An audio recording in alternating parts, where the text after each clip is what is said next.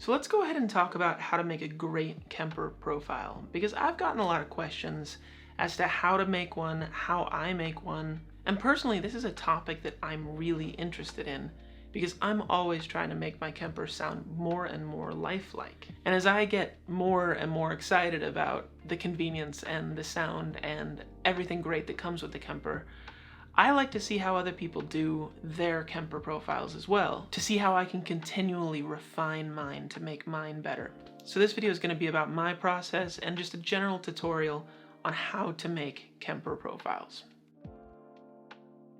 Hey, what's going on? My name's Daniel McLaughlin and welcome back to the YouTube channel. If you're new here, welcome. I talk about guitar, I talk about gear, I talk about conceptual music ideas. It's a fun time. We have a fun time here. But anyway, I've gotten a few requests as to how to make a Kemper profile. So let's talk about that. Now is actually a really serendipitous time to make a video like this because I have both my new Kemper power head back here as well as my Kemper stage, which is a little bit different in terms of how to profile. So we're going to talk about both of those in this video. Now before you get started, I recommend having a pretty good idea of what you're trying to get out of this Kemper profile. Are you trying to have a distorted sound? Are you going to put effects on it? Is this going to be for a performance? Are you going to be running this direct into a guitar cabinet or a Kemper cabinet or whatever? So in getting started, I really think that there are three different kinds of Kemper profiles that you can make.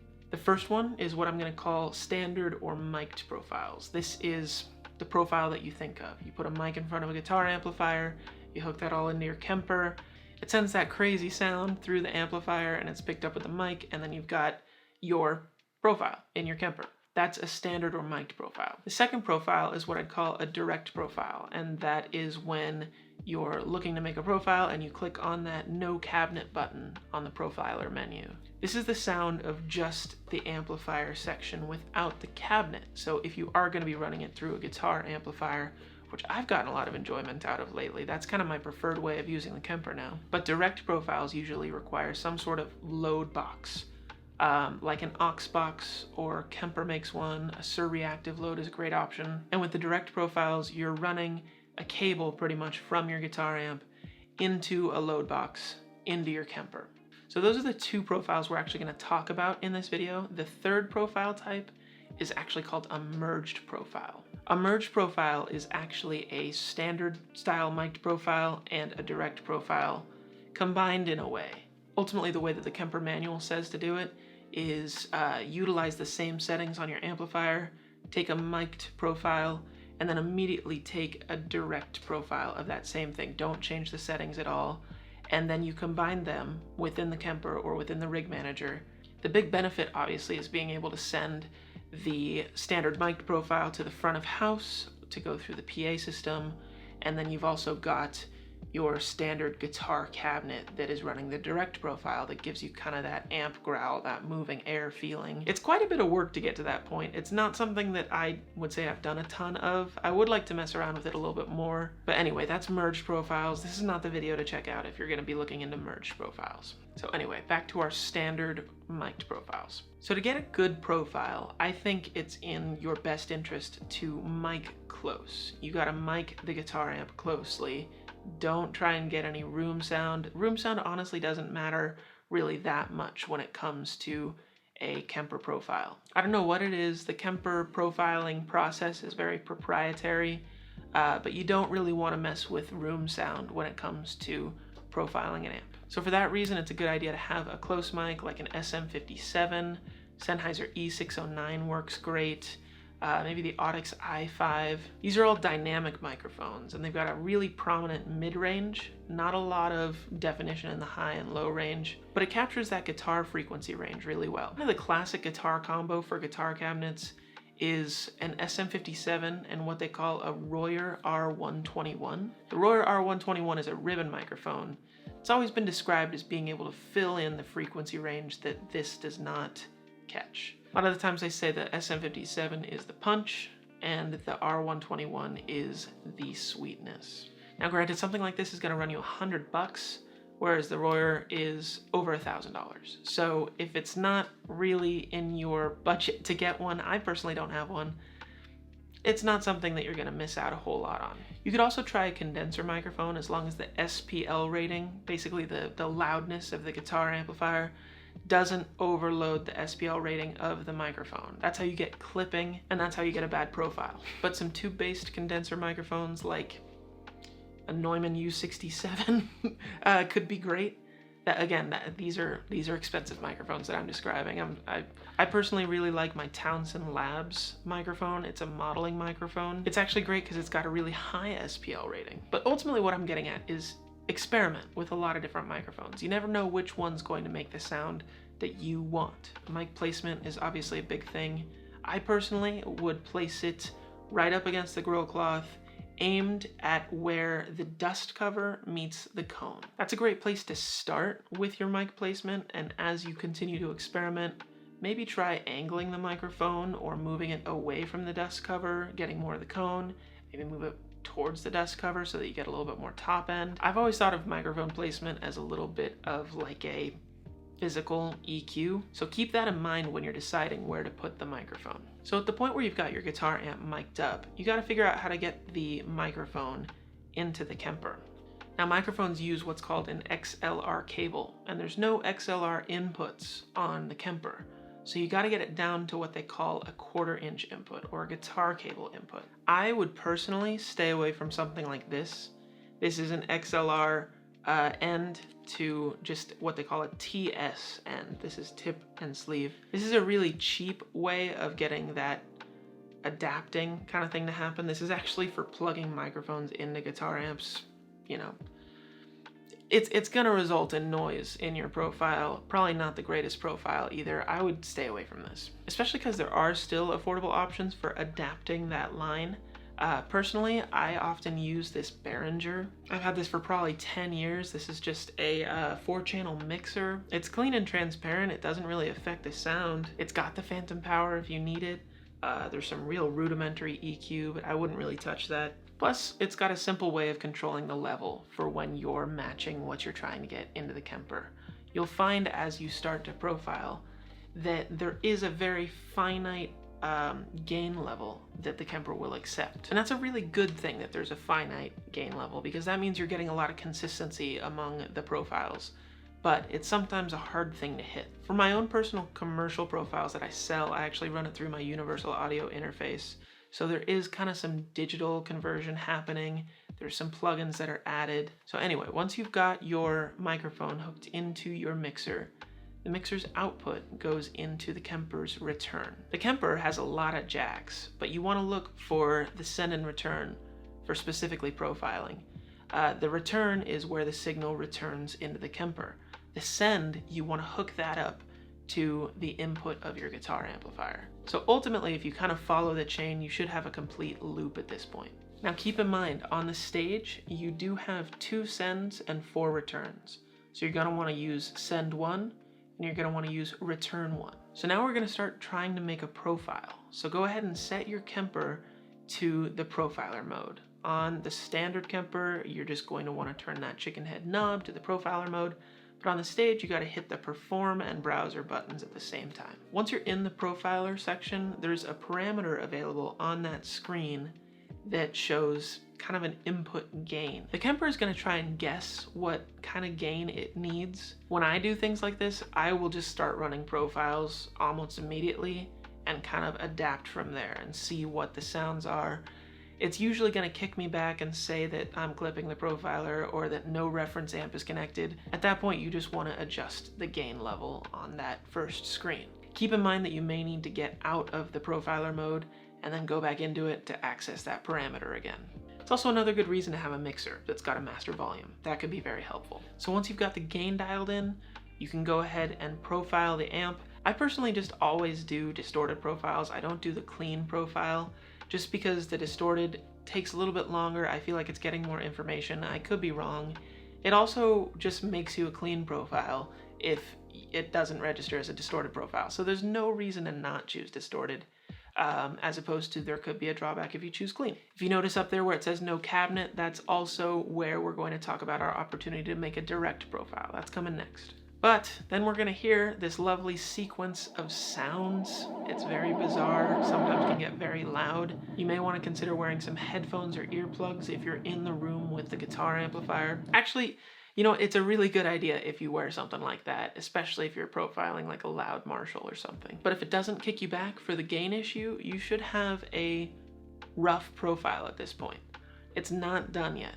You need to refine the profile. This is part of the Kemper profiling process, so don't skip it. You're gonna wanna go up where it says Refine Profile and click on it, and it should bring you to a little window where it's listening to you play. It's very important that you don't turn off your guitar amplifier or change the settings or move the microphone, because at this stage you're going to connect your guitar, and the Kemper is going to listen to the sound of your guitar coming out of the guitar amplifier and compare it with the sound of the guitar going through the Kemper. This is once again a proprietary Kemper process, so it's kind of unknown what's happening when these comparisons are going on. But I feel like when I try and give it 30 to 45 seconds of full range guitar sound and also a good amount of dynamic playing, it results in a better profile. So I always try and play soft, and I try and play as loud as I can. And I also play from the bottom of the guitar to the middle of the guitar to the peak of the highest notes of the guitar, so that the Kemper has as much time to hear what that amplifier sounds like.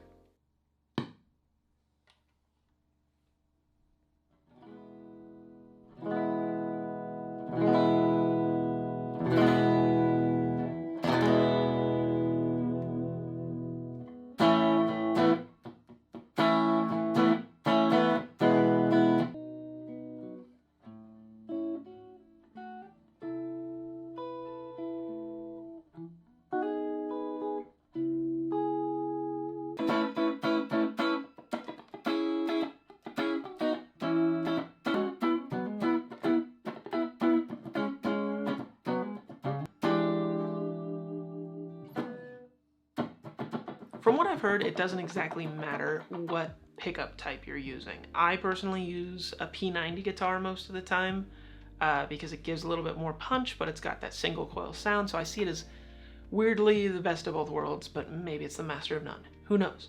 But it doesn't matter what guitar you're using, just as long as you're giving it the opportunity to compare. So yeah, give it that 30-45 seconds to refine that profile, and then you're good to go. Make sure you store it, hit that store button, and go ahead and change the name. It's going to default to whatever your last profile was called.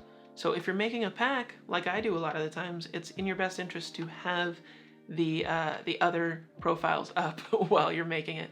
That way you can change the amount of like difficult dialing in of names you have to do. But yeah, and from there, just keep hitting that store button so that you don't accidentally delete your profile. So now you've got a completed profile.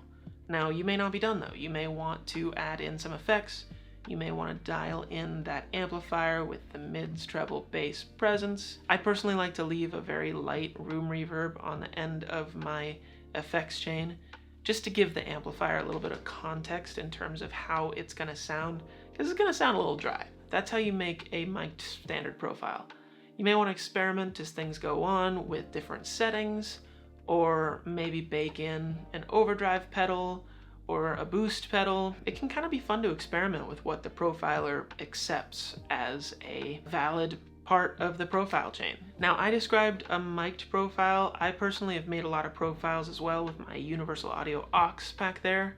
The aux works in a very similar way to making a direct profile, but it's something that I'm not going to cover in this video.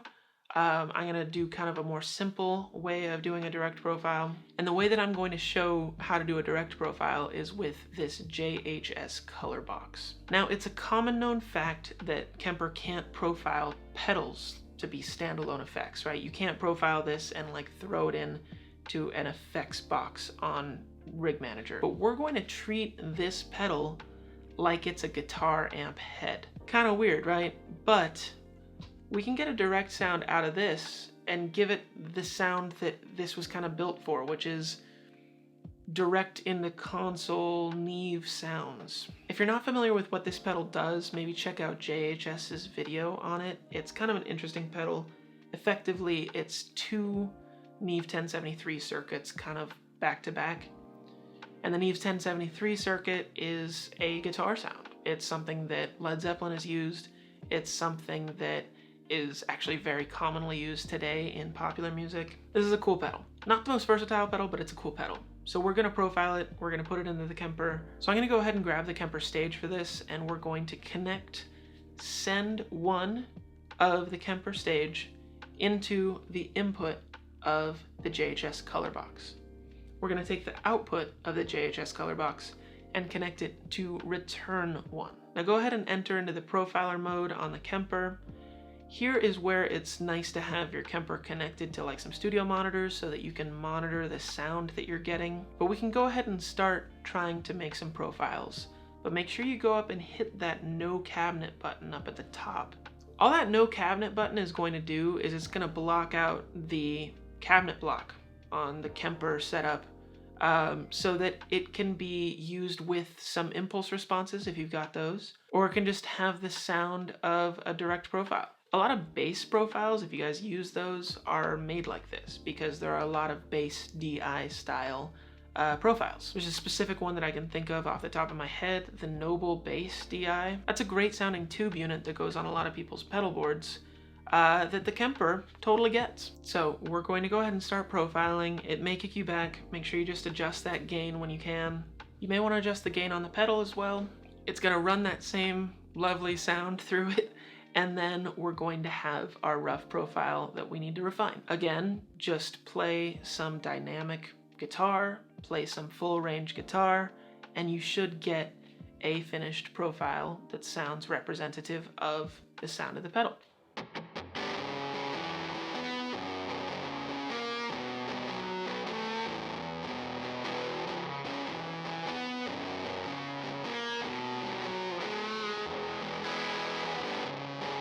Now, if you were going to do this with a guitar amplifier, again, you need a load box. There's a big warning here as to being careful with your amplifier because you can ruin your output transformer in your amplifier if you do this wrong. So you need to have a really good load box, something like the aux box, something like the Shure reactive load, or something like the one that Kemper makes. You need to make sure that the cables are connected to the right inputs and outputs. You should have a guitar speaker cable connected to the output of the guitar amp. That's going to plug into the amplifier in of whatever your load box is, and then your line out from the load box is going to go to the Kemper. Whatever you do, do not plug in a speaker cable from your guitar amp out into the Kemper. You will destroy everything. Everything will burn down. You'll die. No, you probably won't die, but don't do that. You're gonna break everything. But from there, you're gonna have a cool direct profile that you can throw on some virtual cabinets on. And it's actually a really cool way of using your Kemper. Again, I really like the sound of this thing going through a regular guitar cabinet. In fact, that's my favorite way of using the Kemper. But ultimately, try experimenting with a bunch of different ways to run the profiler. Experiment with different microphones, experiment with different mic placements. Try doing what I just did and profile a guitar pedal direct. It actually sounds pretty good when you run it with an impulse response on like Rig Manager. In fact, I'm gonna go ahead and give away the JHS Colourbox profiles to my Patreon subscribers. So I hope you got something out of this video. I hope it wasn't too crazy to follow along with. I'll be down in the comments if you ever have any questions about any of this stuff. Good luck profiling. Thank you so much for watching the video. I've been Daniel McLaughlin. I'll see you guys in the next one.